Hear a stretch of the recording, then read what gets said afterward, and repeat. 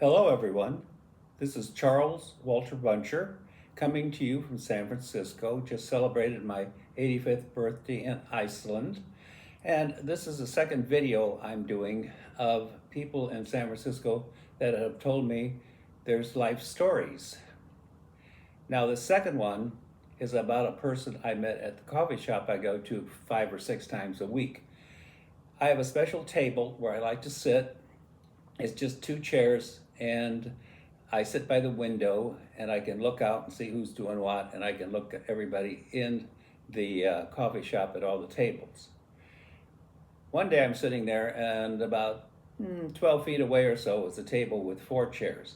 And this person was standing there, looking rather out of it, with a bunch of papers on the table, walking around, and I wondered about the person. They looked kind of studly, about 5'8"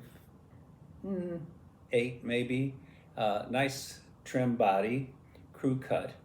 I thought, I wonder who this person is. A few days later, I was sitting there and she was back at that table again, or he was, and I thought, that's strange.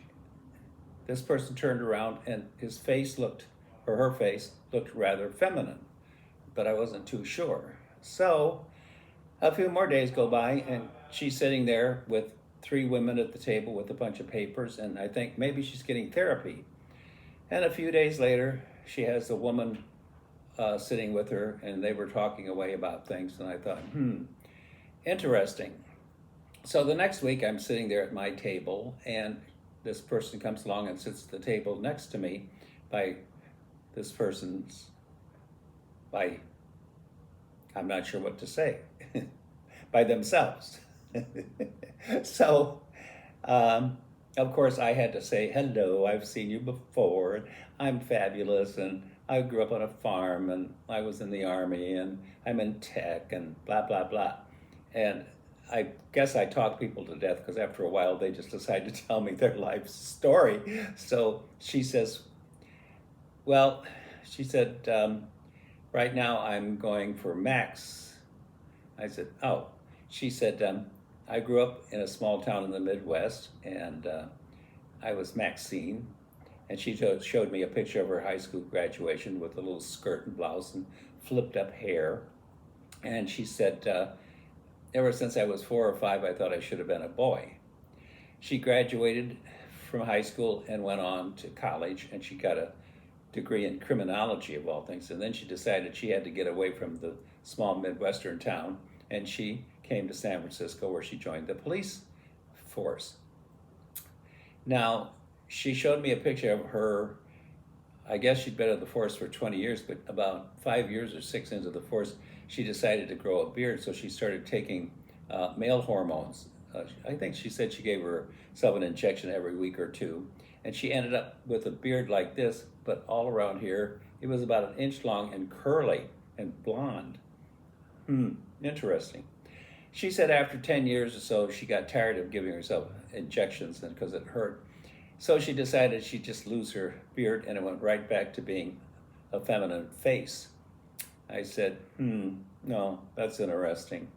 Then she said, I decided I should go farther and maybe go for a sex change.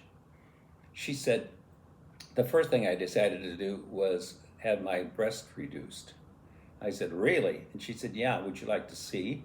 I said, well, I'm not too sure about that. And she takes her t-shirt she has on and she goes, whomp, it goes like this.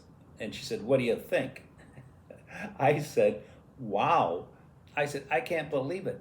Your chest looks like a 20-year-old man. It's perfect. She said, thank you. I said, well, how could they do anything like that? I mean, I don't understand. I've seen some people, what they had stitches, all kind of stuff. She said, well, they cut about 1 inch around the nipple, then they cut the rest of the brown area, whatever it's called, off, and then they suck all the fat out, and then they pull the skin together and do invisible stitching, and then when it heals up, it's perfect. There's no scars. You can't see anything. It looks just like a 20-year-old man.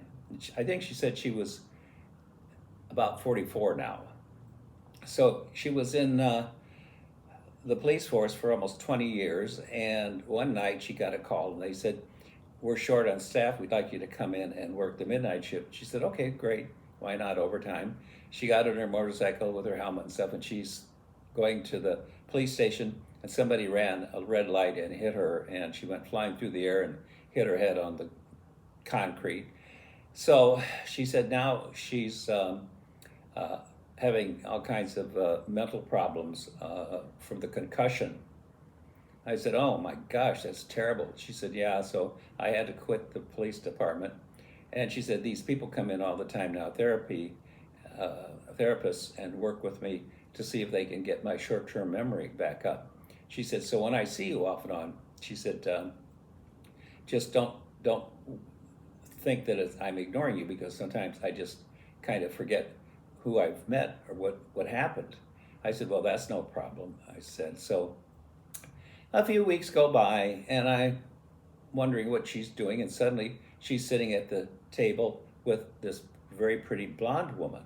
I thought, oh, so I come walking over, and I said, hi, Maxine, Max. And she said, oh, hi. She said, this is my new girlfriend.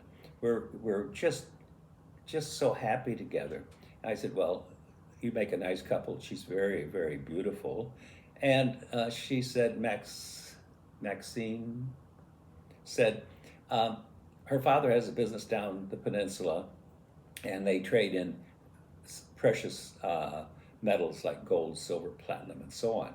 And they have a couple people that work for her father, and he wants her to come down. And so we've decided maybe I should move down with her, and then maybe I could try and learn if I could remember a little bit about the business. I said, well, that sounds good. Huh. To myself, I thought, whatever. You only met somebody a few weeks ago. And not only that, but you have all this backup here in San Francisco, the hospitals and the therapists and everything else.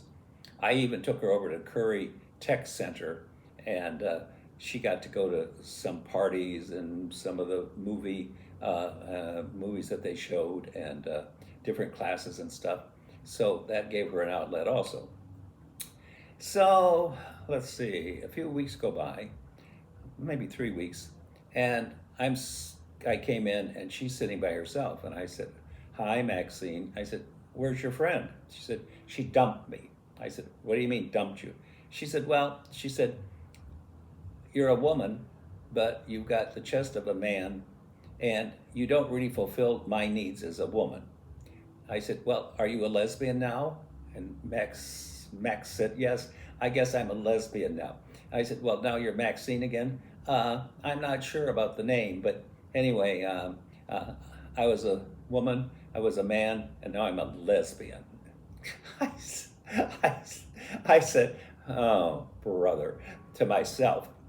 And I said, so your girlfriend now dumped you? She said, yeah. I said, well, that's very sad, but I said at the same time, it might be a good thing, because you need all kinds of therapy. And if you went down the peninsula to some small town, you wouldn't have the backup, and you wouldn't have all the hospitals and therapists and everything.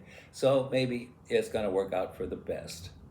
She said, well, I hope so. I appreciate you telling me all this. And I said, well, you take care. So I guess 3 weeks went by. Now this is March 2025, and I wondered how Maxine was doing. And the other day, she was at a table. I didn't even recognize her at first. And then she was walking by to go out the door, and I said, Maxine. And she said, oh, uh-huh. I said, this is Chuck. Uh-huh. And her eyes whirled around, and her face was kind of ashen gray.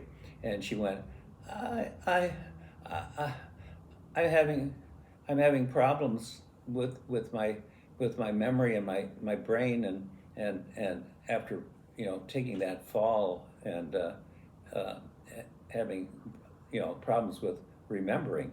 And she said, I guess I remember you. And then she kind of went, and then off she went out the door. Now, this is a sad story, but at the same time, it just makes you wonder the psyche of people, that they think they should be a man, then they think they should be a woman, then they think they should be a lesbian, and then they think they shouldn't be anything. Or if they are, at 45, what are you going to be?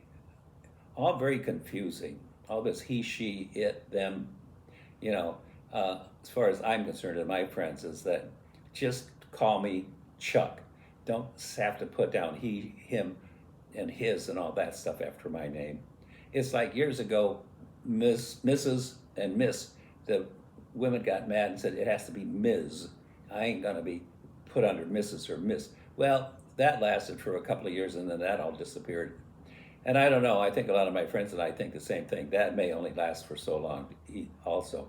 So anyway, I think this second story is very interesting anyway, completely different from my first story about a young Asian American ending up on Broadway with Yul Brynner, and then this one about people with sexual identity problems. Anyway, cheers, and keep in tune for the next video volume of people that tell me their life stories. Enjoy.